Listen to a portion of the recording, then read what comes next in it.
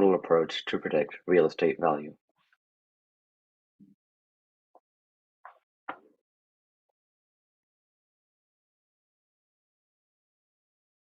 All right, I think you have to share the audio. Enable audio. Yeah, sure. How should I do that? If you go to the settings, um,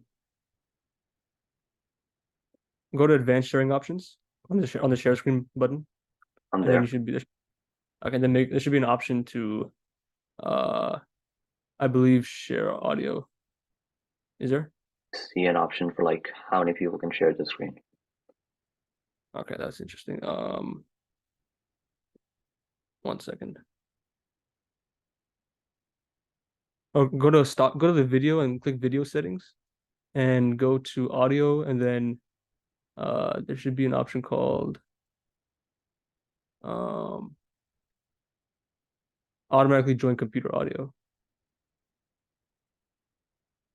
That that is clicked. Check share audio. Yeah, look what Devin mentioned. Um,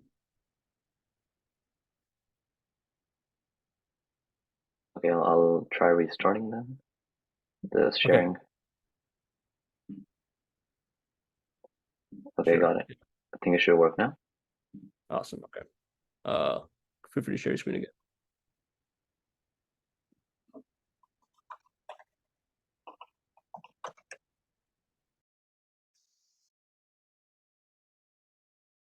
Yeah, go back to the beginning. You can restart. Yeah. Every year, millions of US home sales emphasize the significance of accurate valuation. Mass real estate valuation techniques have never been more crucial. Many people, like buyers, sellers, real estate agents, and stockholders, rely on accurate pricing to interact with the real estate market. As property valuation requires the consideration of many factors, its complexity is rendering traditional human-based valuation methods increasingly challenging and time-consuming. However, current machine learning models tailored for price prediction rely on numerical data and disregard a property's visual appeal. Our research will address this deficiency by introducing image data as an important component with hidden insights into real estate valuation. Our project aims to boost the accuracy and reliability of mass valuation tools while also determining the importance of images in property valuation.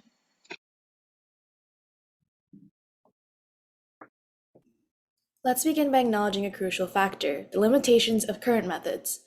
One significant drawback of existing methods is their disregard for crucial visual data. Studies have unveiled that visual data alone explains approximately 12% of the variation in house prices. This indicates a substantial source of information that traditional methods overlook. Of course, embracing visual data isn't without its challenges. Setbacks related to image size, geographical limitations, and scalability have prompted further exploration.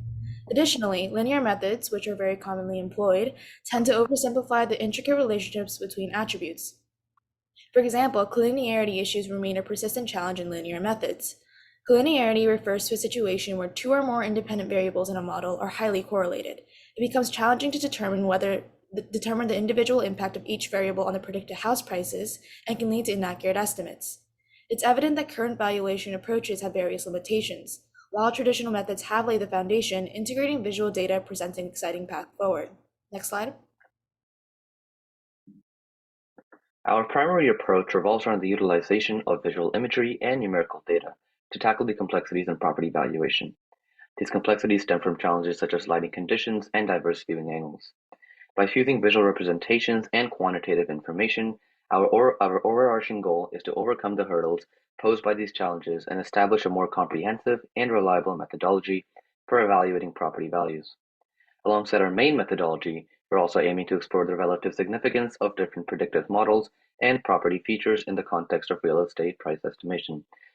For instance, we're exploring specific scenarios with certain property factors like the visual appeal of interior, exterior, and frontal view images. Furthermore, the emotional resonance tied to the visual aspects can change individual experiences and align with broader societal trends and preferences. A property's visual appeal can be reflective of prevailing design trends, cultural inclinations, and architectural movements. Now, moving on to the data collection part of our methodology. Here we use two datasets. Our initial dataset is the Kaggle prices and images. This dataset, which provides us information on property types ranging from flats to detached homes, specifically centered to the area of Southern California, integrates exterior street view images of a property. In addition, each property's numerical details, such as its location, size, bedrooms, bathrooms, and other influential attributes, are included. This helps us form a bridge between the visual and the numerical aspects of the property for further thorough analysis. Since this data set is limited to the properties only in Southern California, it helps us give additional focus to regional influences such as climate, ocean proximity, terrain, and so on, which in turn helps us over generalization. Now, coming to the second data set, which is the GitHub's houses data set. This dataset also gives us a blend of both numerical attributes and images of the properties ranging from residential to commercial categories, but for a much broader geographical area than the first dataset. The numerical part of this dataset, much like the SoCal dataset, includes data on property square footage, room counts, amenities, property age, and so on, in addition to the exterior images of the properties. However, in contrast to the first dataset, this dataset unveils unique region-related trends and patterns in a more expanded geographical area, which helps us maintain a more comprehensive and broader perspective. Next slide. For the data preprocessing, we start the process by calculating the mean and standard deviation of the property prices. These standard deviations are going to be predicted by the CNN later on, and the image on the right shows a few examples of the standard deviations we calculated. To ensure consistency and efficiency, all images were resized to 64 by 64 pixels and converted to grayscale.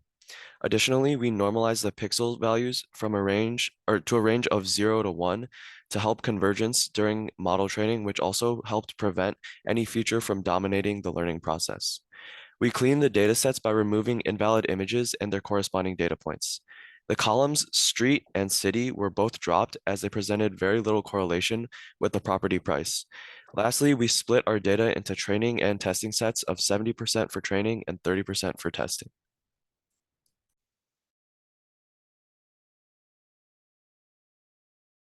A critical aspect of our approach involves predicting the standard deviation from the mean of all property values.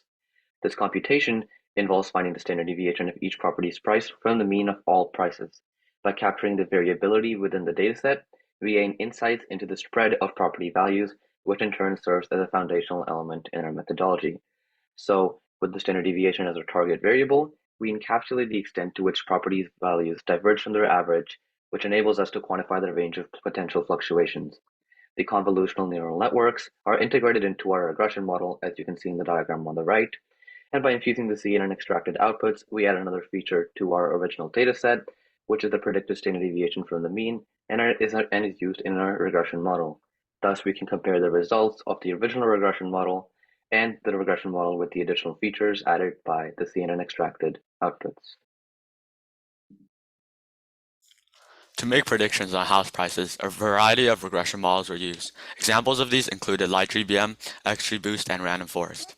LightGBM and XGBoost are examples of boosting algorithms, which work by giving the data to weak learners, which essentially are simple models that predict the house price. Each weak learner tries to focus on where the last one didn't perform well. The final prediction is made by aggregating all the results from the weak learners. The Random Forest model works by using decision trees to predict house values, and each decision tree focuses on a different subset of the data to make predictions, while also focusing on a random sample of features to make the predictions. Each decision tree predicts the house price, and the final prediction is the average of all the decision tree predictions. To optimize the model further, we use Bayes Search CV. Bayes Search CV is a searching algorithm that looks for the best hyperparameters in a model. Hyperparameters are like customizable properties in a model that can be tuned to make the model perform the best. Finally, a stacking regressor was used to combine the models together, with the final estimator being the XGBoost model, as it gave us the best results individually. The first regression model trained and tested on only the numerical data, which produced decent results, while the second regression model used the output from the CNN as a feature in the data, which allowed it to achieve better results than the first regression model. Next. So these are our results from our models. The table here on the screen shows the metrics and values for both of our data sets. The first row shows the regression model by itself, and the second row is the regression model with visual data. For our first dataset, the mean absolute error is about 40,000, meaning that the model's incorrect predictions were off on average by about 40K. The mean squared error and root mean squared error values are also shown here. Our R-squared value increased slightly with the addition of visual data from 0.95 to 0.96, but either way, the accuracy on this dataset was generally high. The same metrics are shown for the second dataset as well. The results from this dataset better demonstrate the influence of visual data on house prices, with the R-squared value increasing from 0.80 to 0.88. The first dataset most likely performed better because it was specific to Southern California, while the second dataset covered a larger geographic area in which prices were less consistent with one another. Overall, the results show that the regression techniques perform quite well, and with visual data, the model performs even better. Next slide. As shown in the results, the model that trained on both the numerical and visual data performed better than the model that didn't train on both. This shows that multi-model approaches are effective in predicting house prices, and that visual data should definitely be utilized when predicting house prices. The model performed well, but can definitely be improved. With more time and resources, more can be done to improve the accuracy of the model, including using more geographically diverse data, implementing vision transformers, and fine-tuning the CNN to produce better results. Next slide. There are several additions our group would like to make to our research. First, we would like to include satellite data as part of our images, and the latitude and longitude of properties as additional features to our model. This way, the model would be able to consider location when training and perform better in other geographic locations. Another area of future work would be to use a different computer vision model, called the vision transformer. Vision transformers often perform better on larger datasets and have a better computational efficiency than CNN models do. We could compare the results from the vision transformer to those of the CNN to see which model would be better for processing images. With these improvements, our multimodal strategy can demonstrate a new, better way to predicting house prices.